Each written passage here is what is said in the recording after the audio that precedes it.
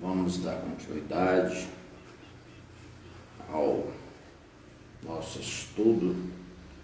Nós estamos estudando aqui um livro muito interessante, fala do Espírito Santo, não sei se você já conhece, ou ouviu falar, do Benihim, muito interessante, e nós estamos aqui na página 94, e é interessante quando a gente tem esse despertamento, não é? E eu convido a você a enviar um aviãozinho para umas 5 pessoas, convidar seus amigos. Nós estamos aqui para falar de algo interessante. Bom dia, Espírito Santo, é o que nós devemos fazer todos os dias da nossa vida. E esse livro aqui, ele é um despertar, e a gente está indicando, está compartilhando, não estou trazendo nada de novo. Esse livro ele é bastante lido, já tem muitos anos, foi em 2018 que ele foi reeditado. Então, está aí. Eu quero apenas estar aqui compartilhando, lendo com você. E na página 94 diz: siga-me. Quem o mantém a salvo? O Espírito Santo. Essa é a tarefa designada a ele pelo Cristo. É frequentemente o chamado de Jesus, mas ele é, na verdade, o Espírito de Jesus. Novamente, só os separamos para o bem da discussão, para que possamos entender melhor, porque são, na realidade, um único, não é? Um único ser, pois onde está o Espírito Santo, está Jesus e também o Pai.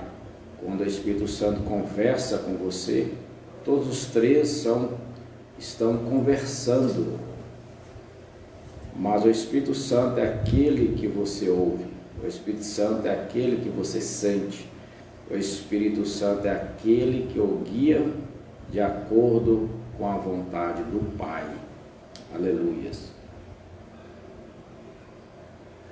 Glorificado e exaltado é o nome do Senhor. Quando ouvi pela primeira vez as palavras de Jesus, siga-me, me perguntei como isso seria possível. Seus seguidores deveriam subir com ele na ascensão? É claro que não. Quando Cristo voltou ao Pai, enviou o Espírito Santo dizendo: ele os guiará. João, capítulo 16, versículo 13. Então a gente observa que tudo depende do nosso esforço, nossa dedicação em conhecer o Espírito Santo. Jesus estava dizendo: parem de me seguir, estou indo embora, mas agora estou enviando o Espírito Santo, vocês devem segui-lo. Então, por que falamos? Estou seguindo Jesus.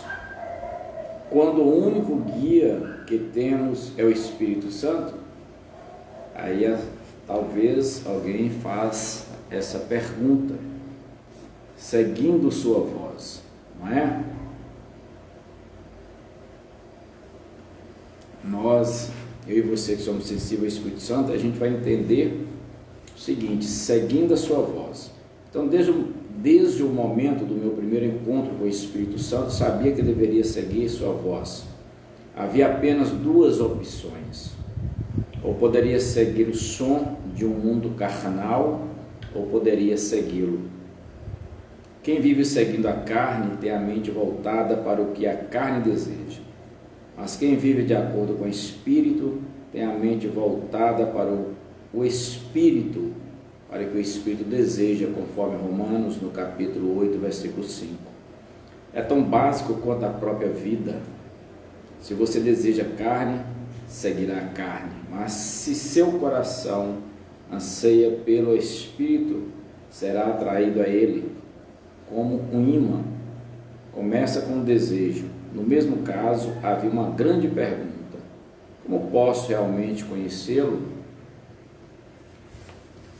Aí surgem as perguntas, não é verdade? Aquela pergunta era o grito do meu coração. Minha grande vontade era conhecer o Espírito Santo pessoalmente. Não me decepcionei. Então o apóstolo Paulo, ele diz: vivam pelo Espírito e de modo nenhum satisfarão os desejos da carne. Pois a carne deseja o que é contrário ao Espírito, e o Espírito o que é contrário à carne. Eles estão em conflito um com o outro, de modo que vocês não fazem o que desejam. Mas se vocês são guiados pelo Espírito, não estão debaixo da lei. Conforme Gálatas 5:16 a 18. Uma coisa incrível aconteceu ao apóstolo Paulo e seus companheiros durante suas viagens missionárias. Eles foram até a Frígia e a Galácia, tendo sido impedidos pelo Espírito Santo de pregar a palavra na província da Ásia. Quando chegaram à fronteira da Mísia, tentaram entrar na Bitínia, mas o Espírito de Jesus os impediu. Atos 16, versículos 6 e 7. Isso mesmo, estavam tão sintonizados à voz do Espírito que provavelmente disseram: bem, se ele não vai, também não vamos. Não é? Nós temos até alguns links, alguns estudos interessantes sobre a Bíblia Sagrada, sobre o final dos tempos, Apocalipse, estudo teológico, e também alguns cursos na área digital, marketing digital, e a gente está disponibilizando também para quem interessa. Só mandar aí a mensagem, nós vamos estar enviando.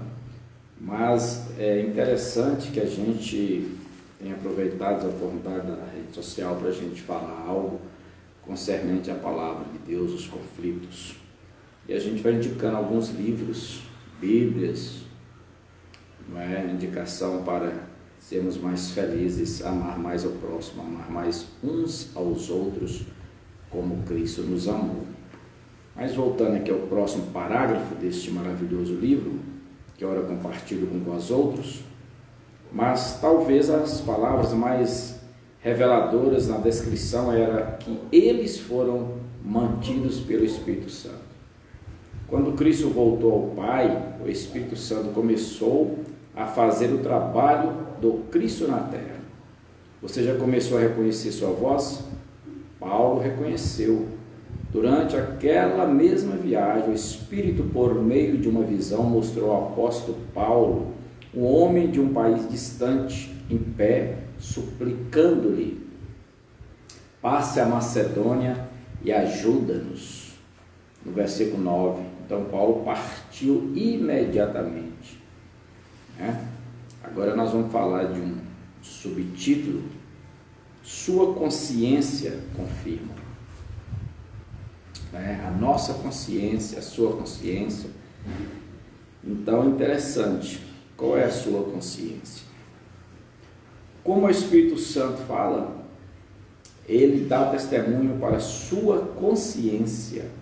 Na carta de Paulo à igreja em Roma, ele fala: digo a verdade em Cristo, não minto, minha consciência o confirma no Espírito Santo. Romanos capítulo 9, versículo 1. Então nunca duvide do direcionamento do Espírito Santo. Ele direciona você, ele guia você. Quando o seu ser interior estiver com problemas, não se mova. Se tentar ser seu próprio guia, acabará literalmente em colapso. Ouça sua voz quando ele estiver falando com sua alma.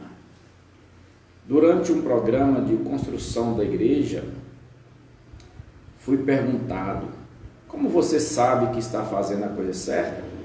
A resposta foi a mesma de quando me perguntaram sobre minha salvação. Sei que sei, sei que sei. O Senhor, por meio do Espírito Santo, me disse para começar a construir. Toda decisão em minha vida está baseado naquela mesma voz interior. O mundano não tem a mínima noção das coisas do Espírito porque são espiritualmente cegos. Mas você pode conhecer. Por quê? Porque entende como o Espírito opera e está aprendendo a reconhecer sua voz. É da mesma forma que sabemos que o céu é real, apesar de nunca termos cruzado seus portões perolados. Ele se torna vivo para nós pelo Espírito. Ler sobre o céu na palavra é maravilhoso, mas não é isso que o torna realidade. Milhões de pessoas leram a Bíblia e ainda serão enviadas à condenação eterna. Por quê? A palavra não entrou no seu coração. Aqui está a resposta. Ele nos deu a compreensão de uma nova aliança, não da letra, mas do Espírito, pois a letra mata, mas o Espírito vivifica, conforme está na segunda carta que Paulo escreveu aos Coríntios, no capítulo 3, versículo 6. Para mim é incrível como alguém pode ler as Escrituras e dizer, não acho que ele quis dizer isso, ou ele não realizou aquele milagre realmente, ou ele não nasceu da Virgem Maria. O problema é simples. Estão pensando com sua mente carnal, mas você pode discutir as mesmas questões com absoluta segurança. Não foi o que você leu, foi o que o Espírito Santo contou a você, e pode apostar sua vida nisso. Se você realmente quer entender como o Espírito Santo fala, leia e releia essa profunda palavra. O próprio Espírito testemunhou ou testemunha ao nosso Espírito que somos filhos de Deus, conforme está no livro de Romanos, no capítulo 8, versículo 16. Como sabemos que é verdade? Seu Espírito testemunha direto para o nosso Espírito. Novamente, você sabe que sabe. O Espírito Santo é Deus, a testemunha. O que Pedro diz quando os apóstolos foram chamados perante o Sinédrio? Nós somos testemunhas destas coisas, bem como o Espírito Santo, que Deus concedeu ao que lhes obedece, conforme Atos, no capítulo 5, versículo 32. É essa contínua confirmação que o manterá no centro da vontade de Deus. Se há um versículo em particular que o Espírito Santo me revelou e que transformou minha vida, foi este: a graça do Senhor Jesus Cristo, o amor de Deus, a comunhão do Espírito Santo sejam com todos vocês, ou com todos vós, conforme a segunda carta que Paulo escreveu aos Coríntios, no capítulo 3, versículo 14.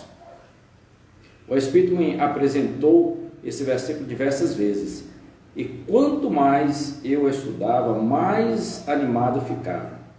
De repente sabia que o Espírito Santo era para mim. Olha que interessante. Nós precisamos entender. Era para mim. Hoje, aqui está o que o Espírito Santo me mostrou. Quando conhecemos a graça do Senhor Jesus Cristo, quando Ele morreu por nós, quando conhecemos o amor de Deus, quando vimos a cruz, os dois se referem ao passado, mas depois lemos: a comunhão do Espírito Santo esteja com todos vocês.